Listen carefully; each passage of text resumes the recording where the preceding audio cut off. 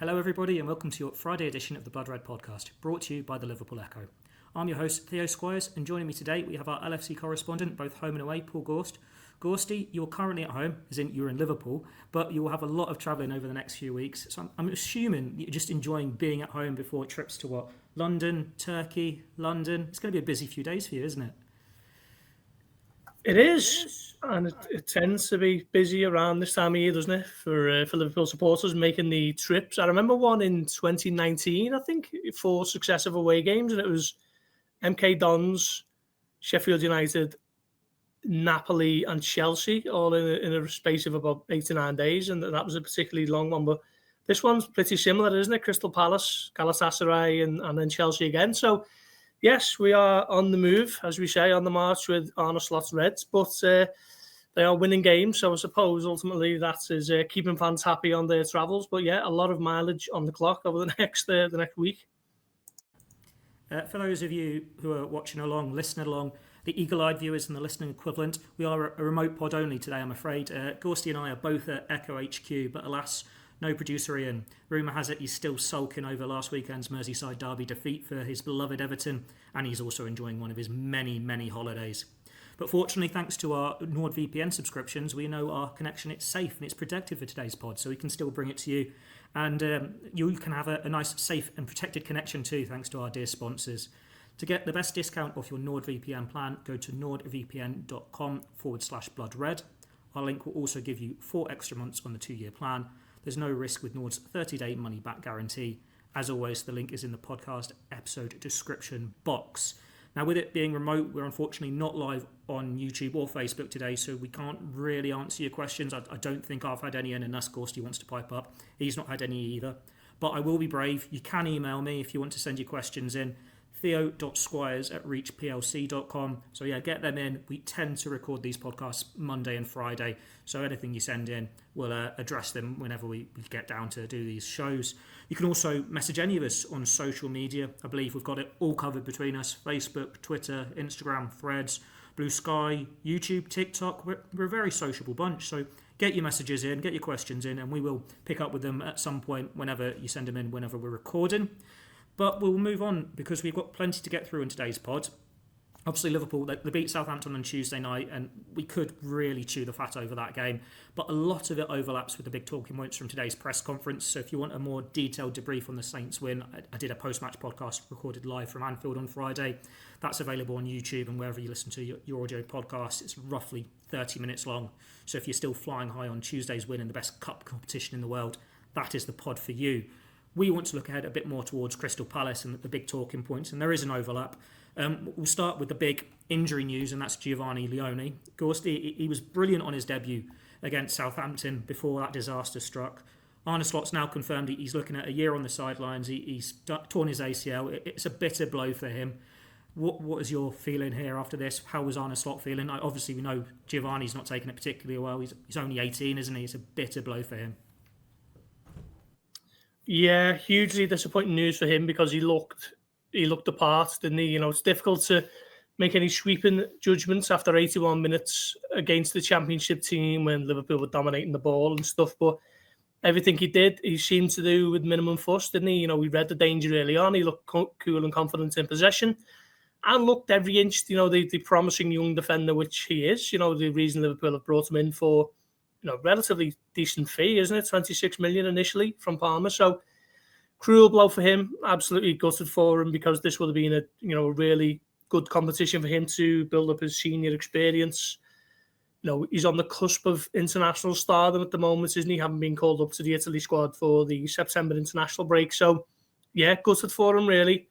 It's always difficult with these younger players when they sustain injuries of a similar, long-term absences because they are young. So in a way, their bodies can handle it a little bit more than players who are closer to retirement age, as Arne Slot mentioned today.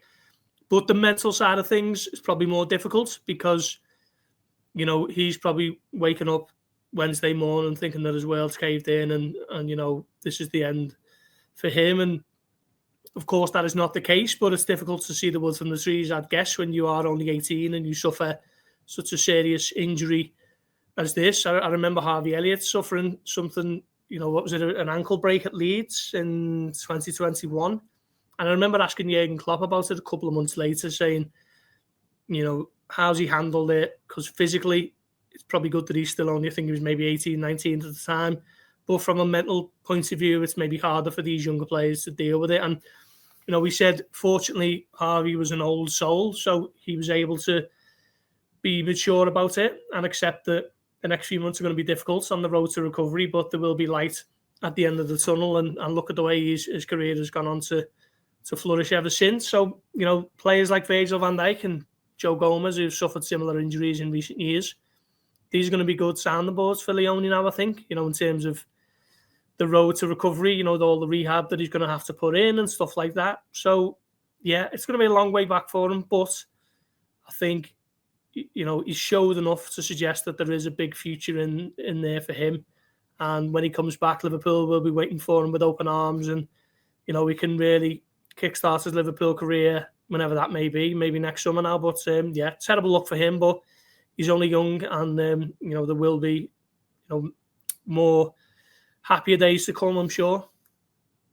I believe I'm right in saying that it's not just Gomez and Van Dijk who have done these knee injuries before. I think Florian Wirtz did when he was young in Germany, and Federico Chiesa obviously has as well. So he has got this support network there. Like Chiesa's a player you can imagine he'd be leaning on anyway, being an 18-year-old in a foreign land adjusting to this. But we know he idolises Van Dijk, so it's good that he's got that support network.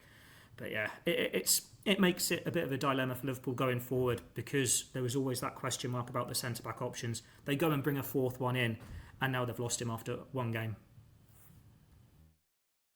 Yeah, that's right. And there's been some talk, hasn't there, over whether Liverpool were going to, return to the table in January for Mark Gay as a result. And I'm not too sure the injury to a fourth choice centre-back who was probably only going to play, certainly this calendar year, barring injuries to the seniors in the Carabao Cup. So I don't think that's going to move the needle too much in terms of Liverpool making that move now for Mark Gay. But, there was already a little bit of hesitance from the fan base heading into the beginning of this month when Mark Gay didn't come in. So, that's 1 of 4 defenders now laid low for the rest of the season. So you're relying a lot on Ibu Konate in particular staying fit, Joe Gomez doing likewise, and proving that he has still got what it takes to play centre-back in the Premier League.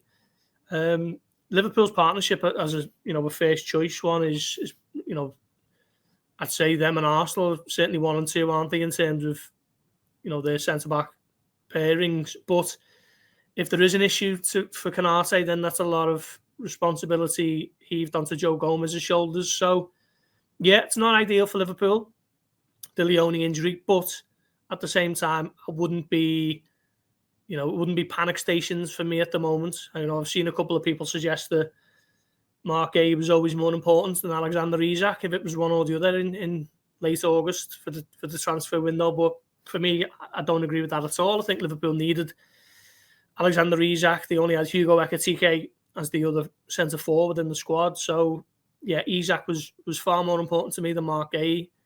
But both would have been nice, I guess, if we're being greedy. But I don't think Liverpool will be rushing to change their stance as it stands over the a January move for Mark Gay. I think they still will wait it out and try and get him on a free. Well, Slot said in at the press conference today that he's happy with the options he's already got at centre-back. He said similar after missing out on Mark Gay. Anyway, he pointed out, if we really need to, Wataru Endo can play there, Ryan Gravenberch can play there, Andy Robertson's done it a couple of times, so there are options. And I think Endo said quite openly he'll play anywhere for Liverpool. When you look at most of the games Liverpool play, you can get away with Gravenberch at centre-back. So it is not the end of the world. It's just if Liverpool suffer an injury. But we've been here before in 2020-21, Liverpool defending champions, and it all falls apart before your eyes with these serious ACL injuries. You were one of the few people who could actually go to those games. But from my point of view, I feel Liverpool are in a much healthier place because, for starters, Endo can actually do the job. He's a natural there. He's played there a lot as opposed to Henderson or Fabinho. And it's the fourth choice who's gone. It's not Virgil van Dijk yet, touch wood.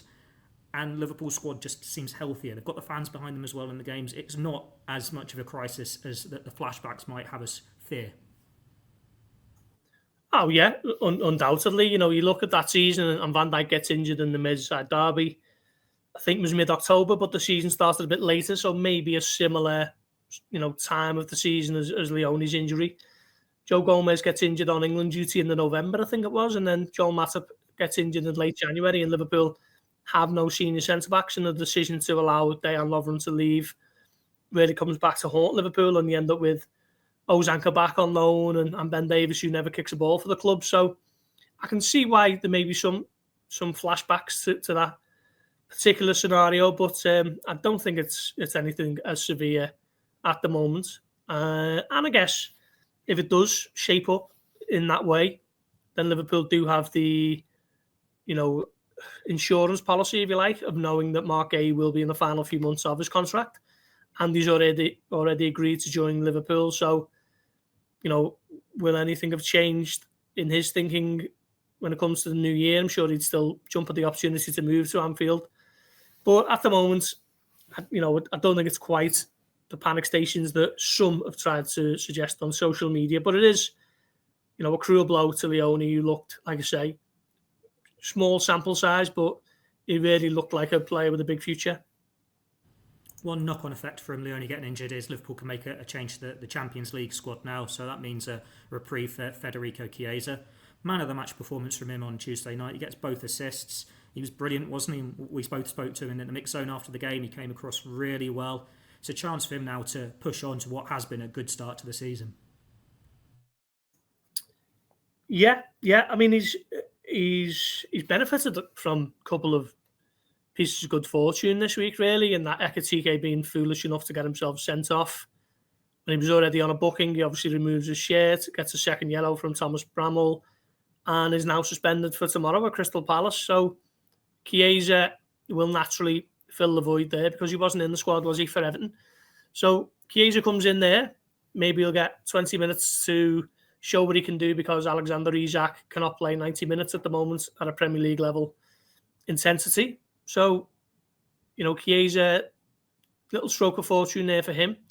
And of course, you can't say it's good luck or Chiesa being lucky from Leoni's injury, but you can't avoid the fact that, 1 in, 1 out now in the Champions League squad as a result. So it's a bit of a reprieve for him on that front as well. So from going to looking like the Carabao Cup is going to be his only opportunity to show what he can do, he's now going to get some Premier League minutes tomorrow at Selhurst Park, all being well, and maybe on Tuesday night in the Champions League as well. So perfect timing to build on what was a really good display on Tuesday night. We were there, weren't we? I did the player ratings piece, and I thought it was his best game for Liverpool, in 12 months that he's been at the club. So just has to build on it. And you say we spoke to him after the game, and he sounded very determined to build on it. He sounded like he was desperate to make his mark. He sounded absolutely delighted to be at a club the stature of Liverpool, and he come across as very likeable, didn't he? And a couple of weeks ago on this pod, I was kind of talking down expectations for Chiesa and saying he probably needs to do more. And I still think that's the case. He had a really good game the other night, but you can caveat it with it being against the Championship side, who made 9 changes, I think it was in total. But it's a starting point, and now he's got to build on it starting tomorrow, because I'm sure Arne Slot will, he'll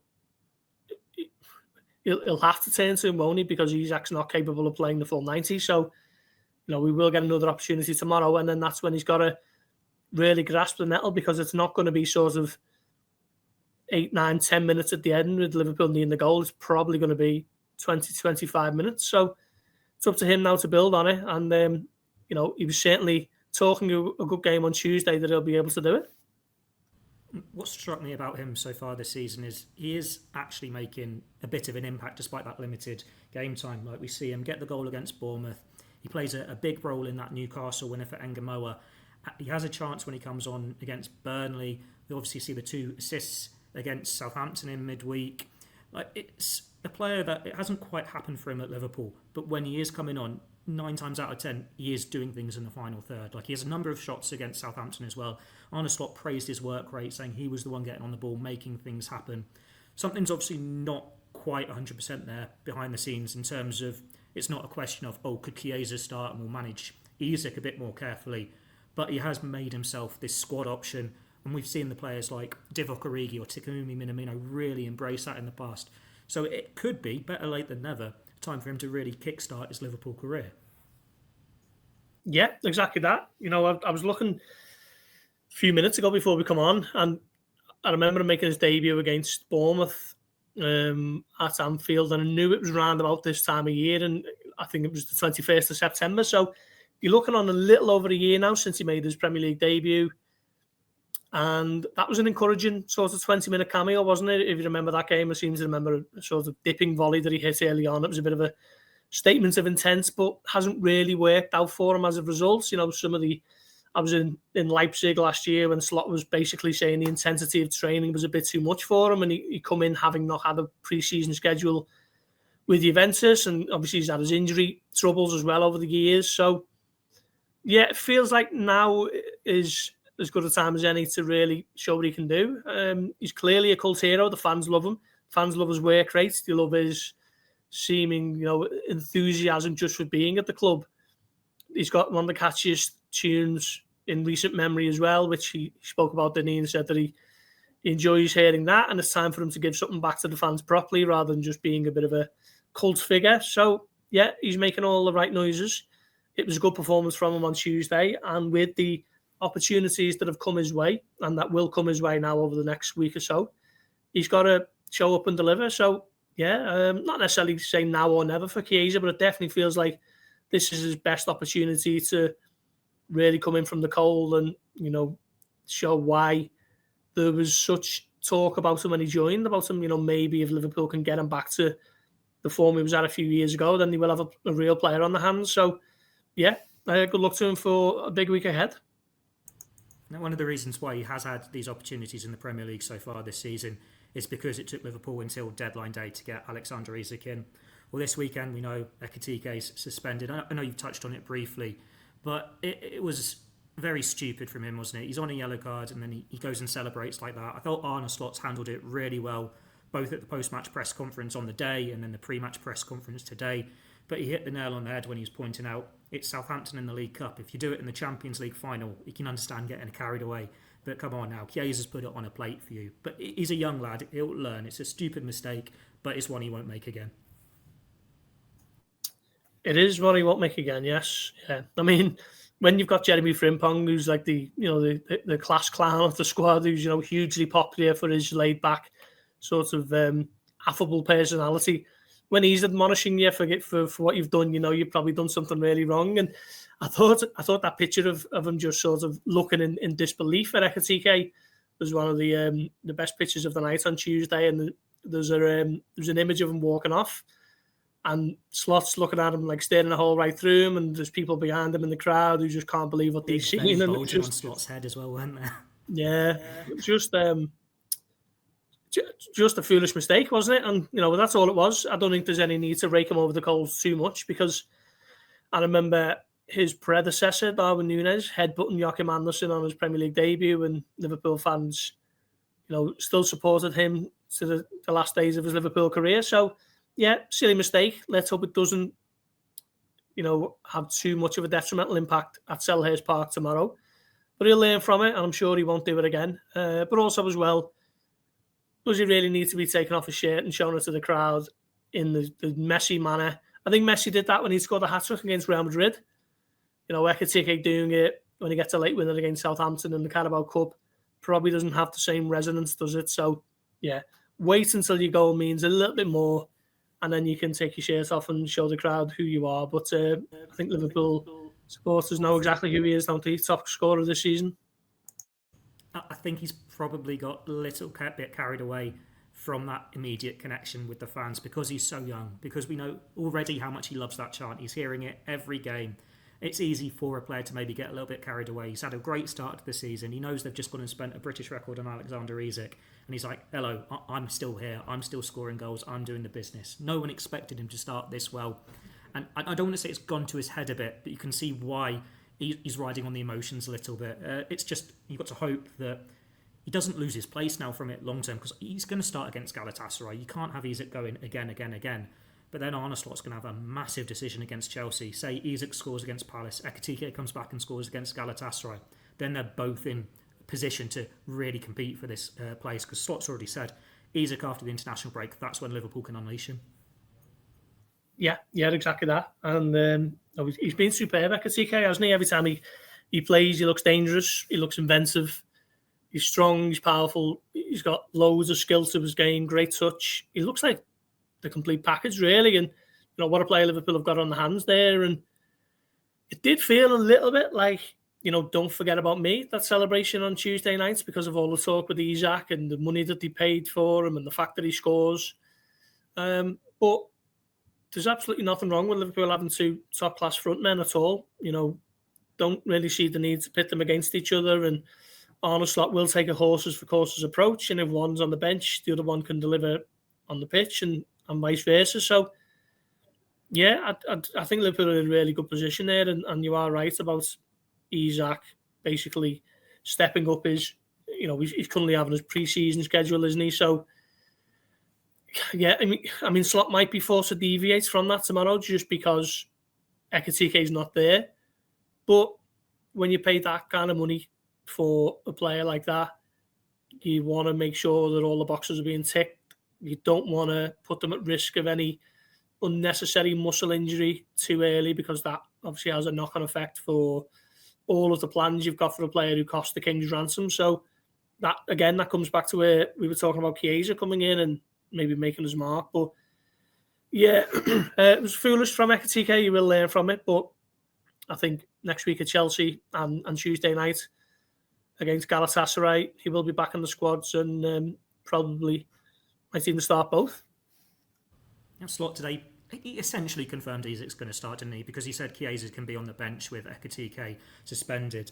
He's not going to be fit enough to start 90 minutes, but he's coming into this game, got his first goal against Southampton. Pretty decent first half from him, considering Liverpool weren't at their best, a much changed side. He's showing glimpses already, isn't he, even though he's had this disjointed pre-season? Yeah, but he's a quality player, isn't he? So you're always going to see flashes of what he's all about. I thought there was a little bit in the first half there where he gets around his man on the left flank and looks sort of off balance as he comes to cross it and just steadies himself and shifts it onto his right foot and put a dangerous ball into the box. And it was just a little sighted of what he's capable of. I think he's going to be a fantastic player. He's going to he's going to go to world-class level at Liverpool, I'm sure of that. But he hasn't played properly, has he, really, since May? I think he's up to around about now 150 minutes since May, which is nothing really comparatively to the rest of his teammates. The full pre-season schedule that they've had across the course of, 5 or 6, 7 games, and obviously the 6 or 7 games they played this season already. So he's coming in well behind on the schedule, but it's up to Liverpool's coaching staff, the fitness staff, to get him as fit as possible, as quickly as possible. And so far, so good. He looked sharp the other night. He trying to think, he grew into the game against Atletico Madrid, didn't he? Didn't really get into it too much in the derby, but that's fine. It was just minutes under the belt. Liverpool win the game and you move on. But there's clearly a long-term plan for him now to get him up to 100% as soon as they can. And like Slot says, after that international break, he will be expected to take flight. And you wonder what the conversations are going to be like between Sweden and Liverpool. They've been in dialogue last month or this month, wasn't it? Their games against Kosovo. And I can't remember the other game now, but obviously Eisak doesn't play in one of them and plays 20 minutes against Kosovo. So those conversations will go on. Will it be beneficial to Liverpool for him to go and play, or would Liverpool prefer to keep him, in cotton wool at the training ground? I'm sure those discussions will be ongoing behind the scenes, but yeah, so far so good for Eisak, who is off the mark.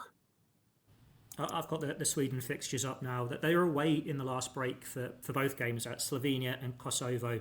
But for the October break, they're at home in both games. So that probably plays to Liverpool's favour a little bit. They've got Switzerland at home on Friday the 10th and then Kosovo again at home on October 13th. That will at least mean there's not much travelling. You get a bit more on the training pitch. And Liverpool have been quite wise here because they're obviously in communication with Sweden and they're using them to get him the minutes, but get him the training time as well, because he hasn't been with the team throughout the summer because he was essentially on strike at Newcastle. So it doesn't feel like, say, Chiesa last year, where it's a player who wasn't given a proper training program in the summer, comes in, he's playing catch-up in a new country, he's having to go with his 21s, he's got a couple of niggling issues here. Eisak is a player who knows what the Premier League is all about, he knows the levels he needs to get to, and he's been able to have the opportunity to for club and country because they trust him. He's already this talisman. He's already this British record transfer signing. It's not someone who's got to come in and prove the same sort of point and show himself all again. It's someone who's just carry on what he's done for Newcastle for the last 2-3 years. Yeah, exactly that, Theo. And it was interesting seeing him do the shuttle runs at half time with Ruben Peters, the performance coach. You know, having scored on the 43rd minute, he might have felt entitled to have gone in at the break and earned a little pat on the back and a well done from the manager, but they are rigidly sticking to this plan that they've got for him. So he was back out doing his runs from one touchline to the other at the top end. And I think, you know, it might just look to us like a player just doing a few shuttle runs and whatever else, but clearly there's a plan for him, you know, to make sure that, like I say, they get him up to speed as soon as they can, because when you pay that much money for a player, you obviously want him at his best form as soon as possible. But also, the flip side is the longer he isn't, the more you're not going to get the best out of him, which leads to increased scrutiny on him externally. You know, you start getting the questions of, you know, have Liverpool wasted the money on him, you know, because no one really pays attention to any nuance. It's just a case of,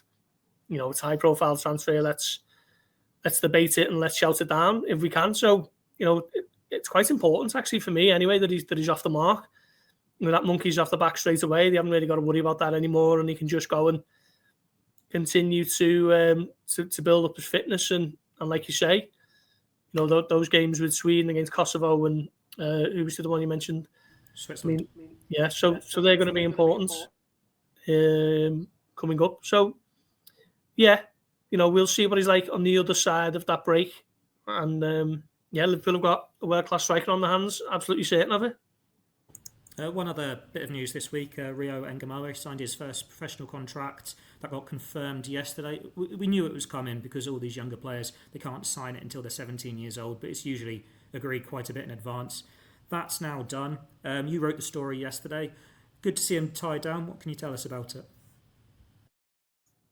Yeah, I mean, there's been no specification of the length of the deal, but yeah, just reward for his progress. And I think there was a little bit of surprise that when he turned 17 late last month, that it wasn't just automatically announced and confirmed. So, yeah, I mean, there's never any real concern, certainly from me, that it wasn't going to come. You know, Liverpool know the sort of talent they have on the hands with Ngumoha. And, yeah, it's a good reward, isn't it, for the progress he's made since he come in. You know, I was in Milan around this time last year when he made his debut for the under-19s in the Youth League, and it was a goalless draw, and he comes on and automatically he's got 2-3 Milan players on him. So clearly he was a bit of a marked man at that level.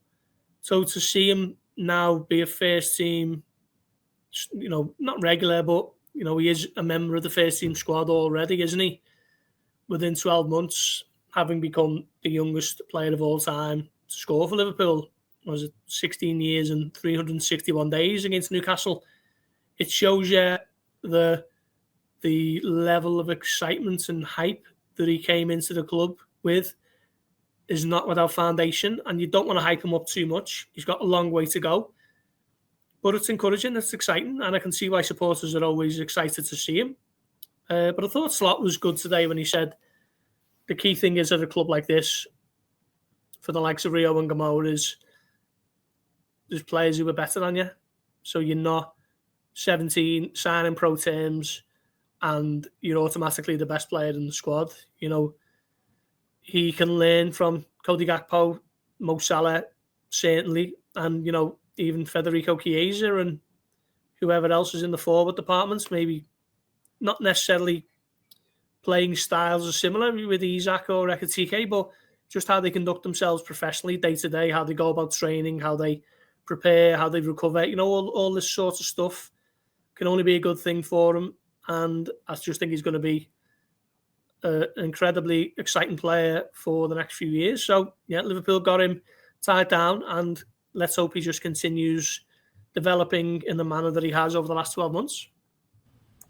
Palace away tomorrow, and it's probably a bit of a sod's law, isn't it, that Liverpool lose a centre-back to injury. They go in without who's been the starting striker so far this season, and they're up against Mark Gay and Crystal Palace after everything that happened in the summer.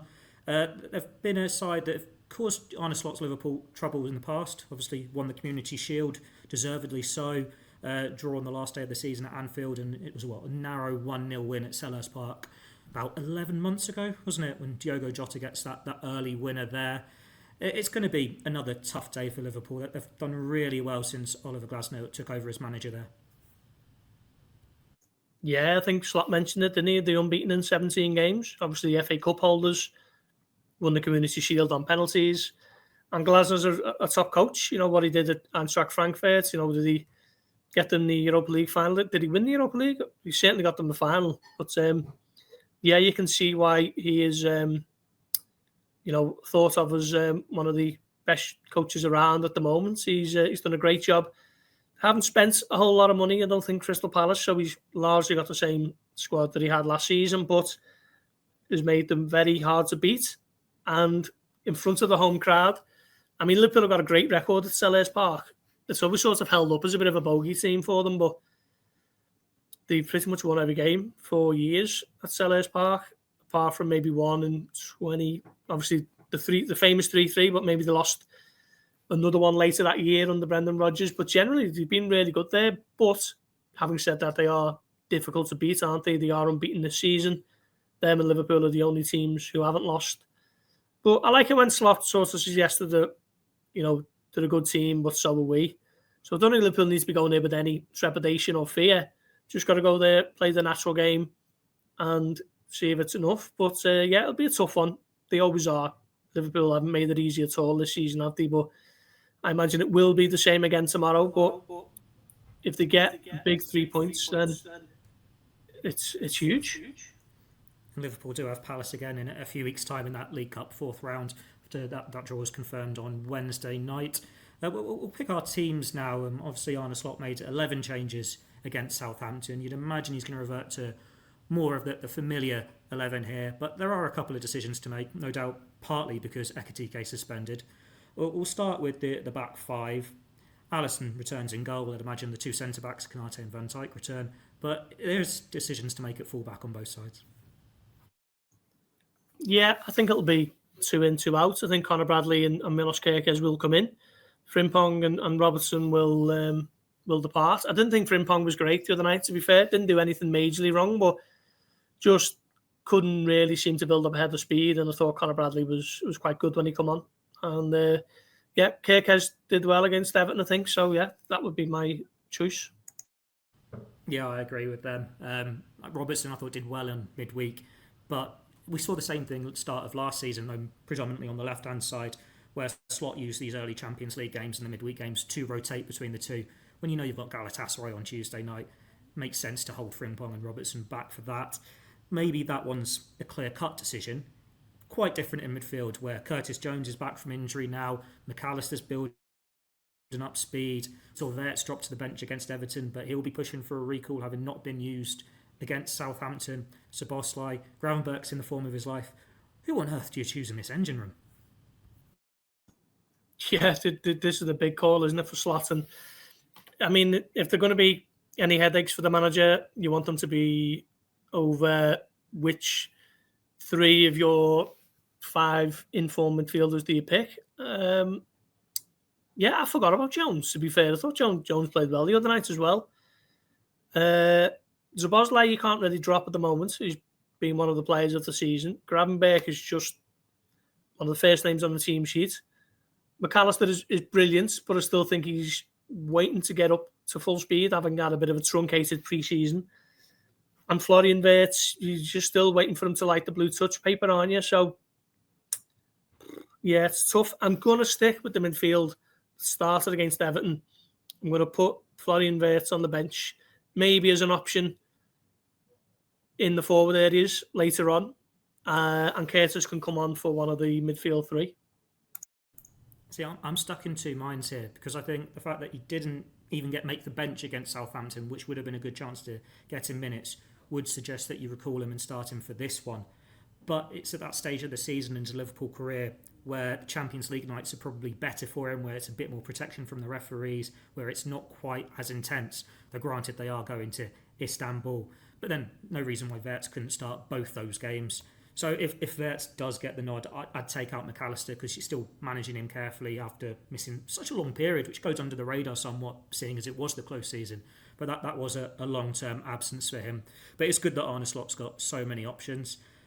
Slightly fewer options in attack with Ekitike suspended, but Arne Slot's already obviously given us the big hint that it should be Eisak in attack.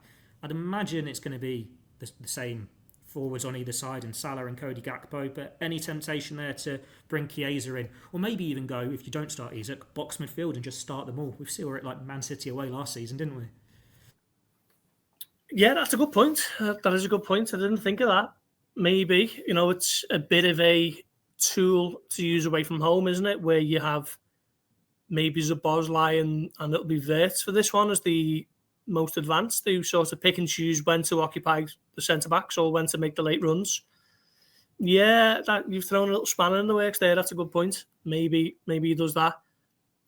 Just because I haven't had a chance to think about your very well-made point, I'm going to stick with what I know and what I've picked. And my front three will be Mo Salah, Alexander Eisak for an hour, and Cody Gakpo, who I still think is waiting to get up to full flight in this season. He obviously scores against Bournemouth, doesn't he? But he was a really important player last season, and he's still waiting for him to come to the fore this season, I think.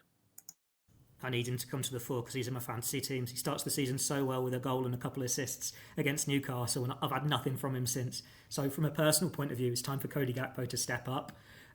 Do scores now. Hopefully, this can be a game where Liverpool don't need a late winner. They can get it done earlier on. But it wasn't exactly stress-free when we had that against Everton. What do you think is going to happen?